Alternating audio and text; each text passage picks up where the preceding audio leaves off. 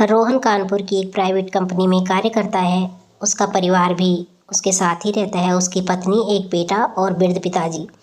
आजकल रोहन के पिता अक्सर बीमार ही रहा करते थे।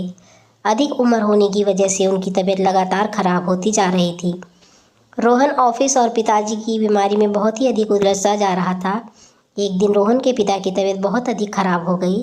रोहन की पत्नी ने पिताजी को खाने के लिए कहा, लेकिन उन्होंने इशारे में ही खाने के लिए मना कर दिया। शायद वह अपनी बात को अपने मुख से कहने में असमर्थ थे। वह मन ही मन यह सोचकर परेशान होते रहते कि वे सभी के लिए बोझ बन गए हैं। अब वह ना तो किसी से अधिक बात करते और ना ही ठीक प्रकार से खाना खा रहे थे। बार बार खाना खाने के लिए मना करने पर रोहन और उसकी पत्नी तंग आ गए और रोहन ने बड़े ही जोर से अपने पिता पर चिल्लाया। रोहन का पुत्र सौर्य ये देखकर उसे अच्छा नहीं लगा। वह अपने दादाजी के करीब था। सौर्य रसोई में भोजन के लिए थाली लेकर आया। उसने अपने हाथ से एक रोटी का निवाला लिया और दादाजी की ओर बढ़ाया।